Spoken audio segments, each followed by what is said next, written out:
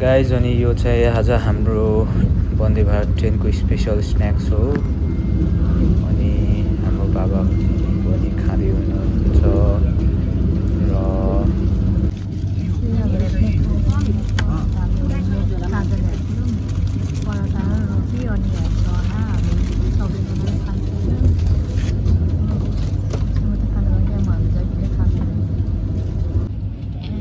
खाना यस्तो दिँदो रहेछ गाई त्यो चाहिँ रोटी हो मैले फोडेको छैन मम्मीले खाएर सुन्दैछन् भयो बाबाले खाँदै हुनुहुन्छ गाई हामी राति राति यहाँ पुगेको छौँ बल्ल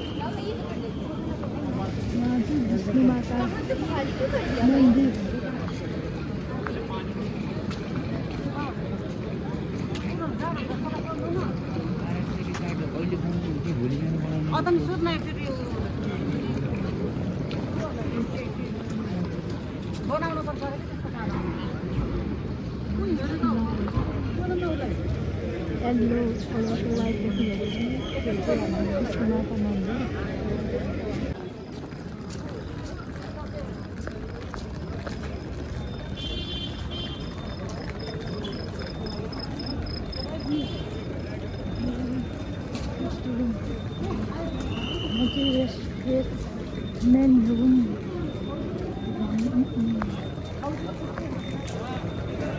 मान्छेहरू अहिले मात्र पग्ने 12 हुन लागेको छ हामी यसरी हिँडिरहेको छौँ यदि बुढापाका हुनुहुन्छ भने यसरी हिँड्न सक्नुहुन्न होला यस्तो गाडीको पनि सुविधा रहेको छ ये आगे है यहाँ पे टैक्सी स्टैंड के पास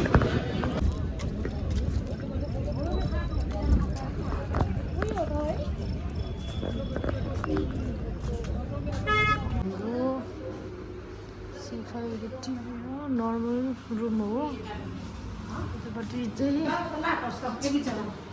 बङ्गला घरको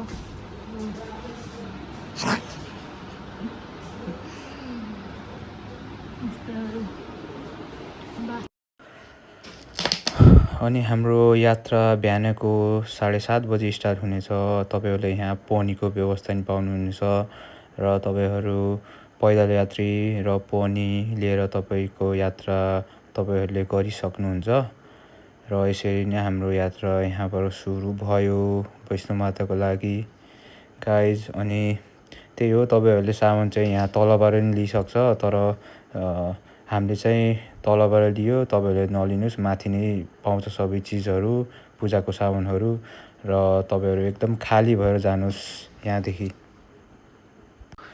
तपाईहरुले सामान यहाँबाट तलबाट लियो भने अलिकति महँगो भन्छ र त्यही हो माथि चाहिँ अलि सस्तोमा पाउनुहुन्छ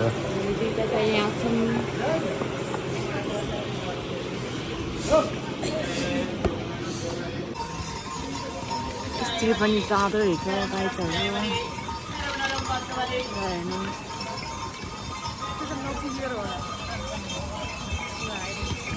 बुढी भएर यस्तो घोडामा चाहिँ त्यस्तो हुन्छ नि त कता कता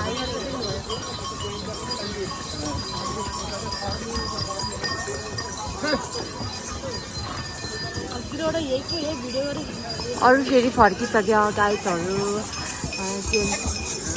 अझै मान्छेहरू आउँदैछ अरू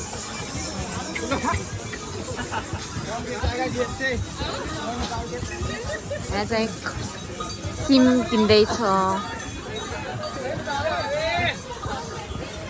गाइस तपाईहरु सिमको युज पनि गरिसक्छ यात्रु सिम तपाईहरु किनिसक्छ र पैसा चाहिँ तपाईहरुले यहाँ चाहिँ नेटको उस छ र पैसा चाहिँ क्यास चाहिँ तपाईले तलदेखि नै धेरै लिएर आउनु होला किनकि यहाँ नेटको सुविधा छैन र फोन पेहरु चल्दैन गाइज अनि यात्रामा तपाईहरु धेरै परेशान हुन्छ अगर क्यास छैन भने अनि हामी हाम्रो यात्रा सुरु हुँदैछ अझै पनि हामी हिँड्दै छौं गाइज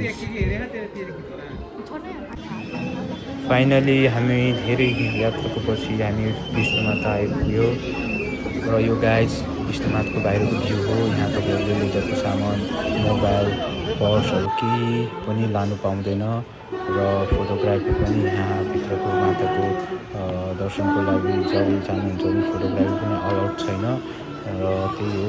अनि हामी अब विष्णु माताको दर्शनपछि हामी यहाँ भैरवको दर्शनको लागि हामी यहाँ लाइनमा बस्दैछौँ। भैरवको दर्शनको लागि तपाईँहरूलाई दुईवटा चोइस छ, एउटा पैदल यात्रा र अनि अर्को चाहिँ तपाईँको केबल कारको व्यवस्था गरिएको छ यहाँ। र छिटो र तपाईँको छिटो सुविधाको लागि तपाईँहरूले केबल कारको युज गरिसक्छ र धेरै जसोले केबल कारको युज गर्छ र कुनै मान्छेहरूले चाहिँ पैदल यात्रीको युज गर्छ र भैरवको दर्शनको लागि। धेरै लामो लाइन पछि हामी केबल कारभित्र फाइनली बसेका छौँ र यो चाहिँ हाम्रो केबल कारदेखि वैष्णो माताको राम्रो भ्यू। केबल कारको छोटो यात्रापछि फाइनली हामी भैरवको दर्शनको लागि पुगेको छौँ र दर्शनको लागि हामी यहाँ लाइन बसेर हाम्रो दर्शन भयो भैरवको र हामी अब फोटोको लागि हामी मान्छेहरू बसिरहेको छ त्यहाँदेखि जाँदैछौँ र त्यहाँदेखि माताको भ्यू पनि राम्रो देखिन्छ अरे, त्यो भएर हामी यहाँ जाँदैछौँ।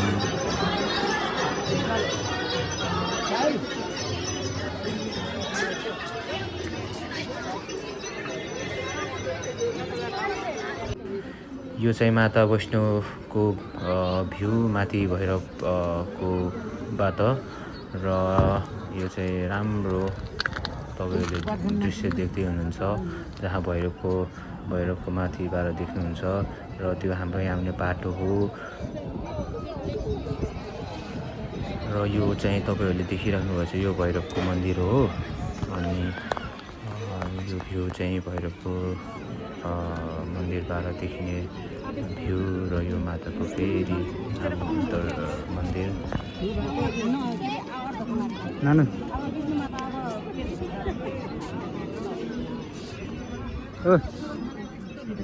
मम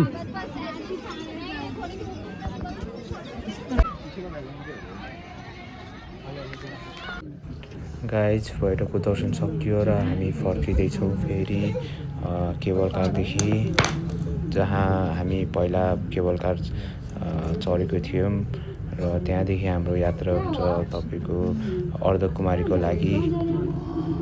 र अर्धकुमारी जानको लागि हामी लगभग 2 घन्टा तल हिँड्दै जानुपर्नेछ किनकि हामी पैदल यात्रा र हामी जाँदैछौँ।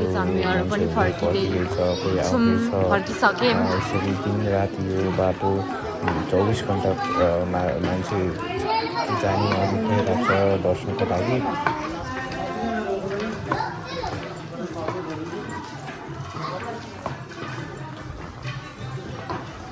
हालत खराब भइरहेको छ।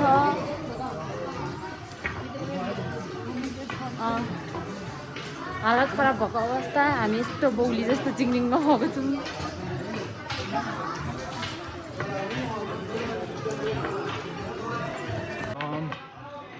फेरि मम्मी एकचोटि हँसाउनु त ल।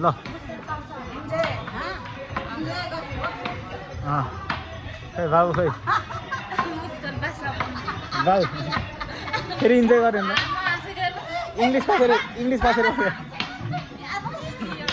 इङ्ग्लिस कसरी पड्काइदिन्छ अरे तपाईँले इङ्ग्लिस रटाट त इंग्लिश खेल्नु भएको नि सबै हरारमा इंग्लिश बोलेको यता आएर मुस्यो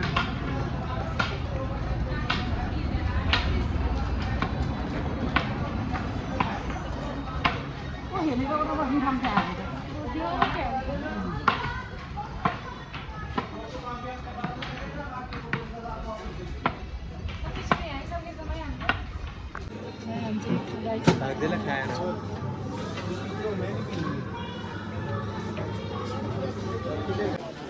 फाइनली हामी अर्धकुमारी को मन्दिरमा आइपुग्यौँ र यसको लागि पनि यहाँ दर्शनको लागि मान्छेहरू धेरै भिड भइरहेको छ र हामी यहाँ हेर्दैछौँ कहाँदेखि जाने कहाँ के कसो। हामी पनि फर्स्ट टाइम हो गाइज, त्यही भएर भ्यू खिच्ने बस्ने। यो हामी जुन देखिरहेछौँ यो कत्रा बजार हो जहाँदेखि हाम्रो यात्रा सुरु भएको थियो र यो चाहिँ रातिको भ्यू हो र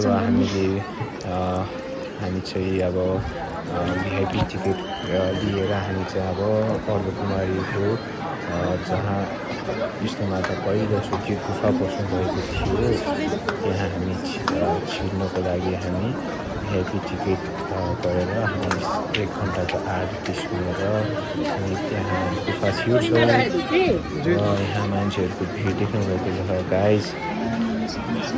कोही तलदेखि दर्शनको लागि माताको दर्शनको लागि आएर रेस्ट गर्नुभएको छ र कोही चाहिँ विष्णुमाताको दर्शन गरेर आएपछि दर्शनको लागि वेटिङमा बस्नुभएको छ।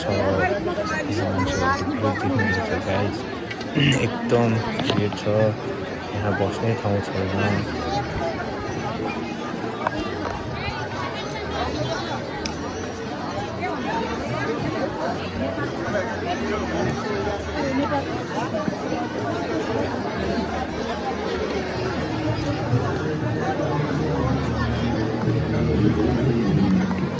जय माता दी।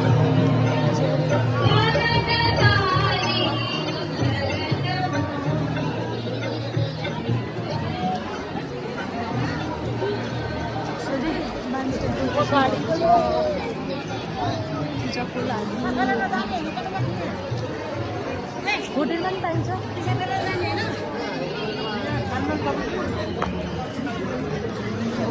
जे मान्छेहरू यहाँ चाहिँ 24 घन्टा चाहिँ मान्छेहरू आवाजात भइरहन्छ है।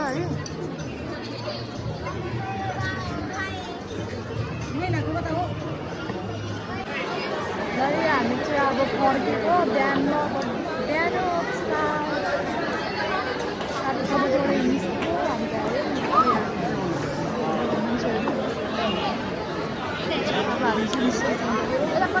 निस्केको फर्केका पहिला सोधेर फर्केको अब हेरौँ जाने चाहिँ अब कति बेरसम्म हिँड्नु सके बसिन्छ गइन्छ नसके अब यताउता गरेर जोडिन्छु। अब यो नाइट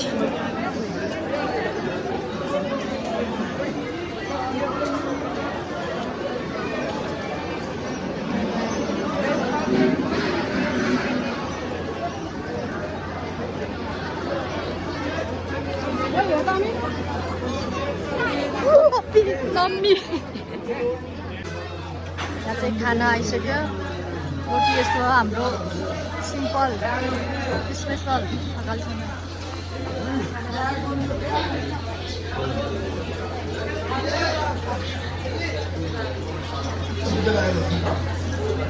कस्तो छ मम्मी? राम्रो छ। रोटी बाबा कस्तो छ नानु? खाना कस्तो? ए भैयाले खाएन। इन्डियाको फेमस डोसा गाइस। सबैले अलिअलि खाऊ डोसा।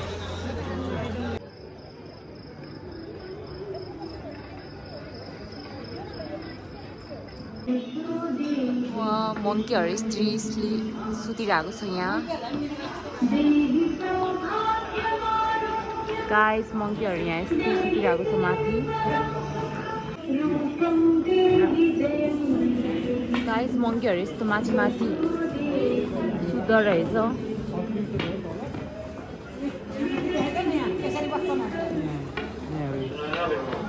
खिचिभयो के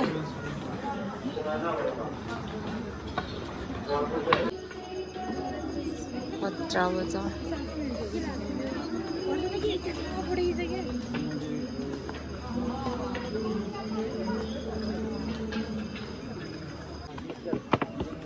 जब से जम्मा हूँ तब से आइडिया क्यों बेचने की यार। राति पनि यति धेरै। तो कितना रेट है इसका?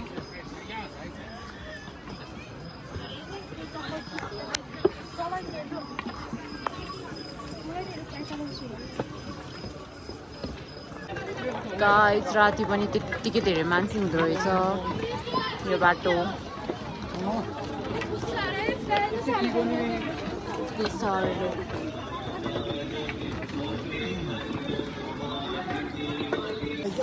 गाइस हामी फर्किसकेको हो तर अझै मान्छेहरू यस्तो राति पनि आउँदो रहेछ पूजा गर्नको लागि है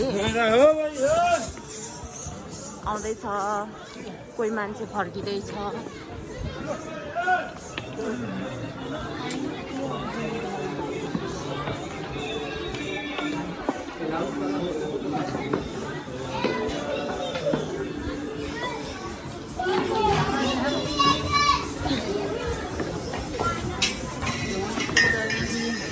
मैंने गाड़ी में मुझे पता है ये आगे बैठ ठीक है लेकिन मान नहीं कैसी मान दे हामीलाई देखाउन पर्यो अधिकारी जय माता दी जय माता दी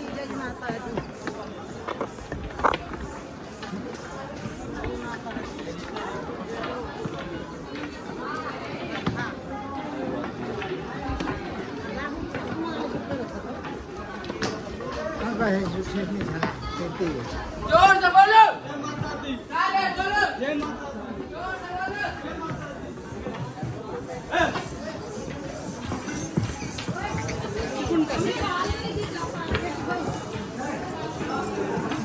ये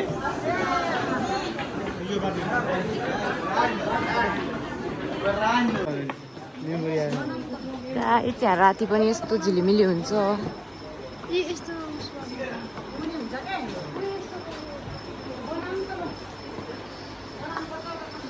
तल पनि छ के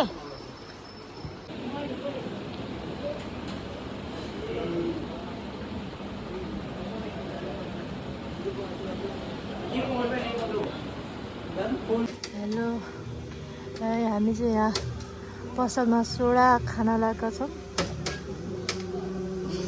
अहिले 1 बजेको छ 1 बज्यो 1 बजे 1:30 हुन लागिसक्यो अझै हामी हिँड्ने कार्यक्रम अझै सकेको छैन पुगेको छैन हामी बिस्तारै बिस्तारै हिँड्छौँ भारी छ ल यहाँ सोडा खाँदै हुनुहुन्छ उहाँलाई चाहिँ मन परेन सोडा बाबाले खाँदै हुनुहुन्छ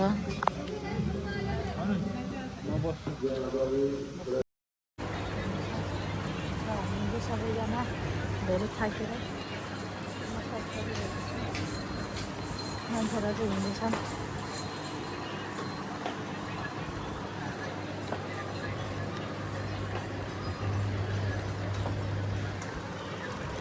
यतादेखि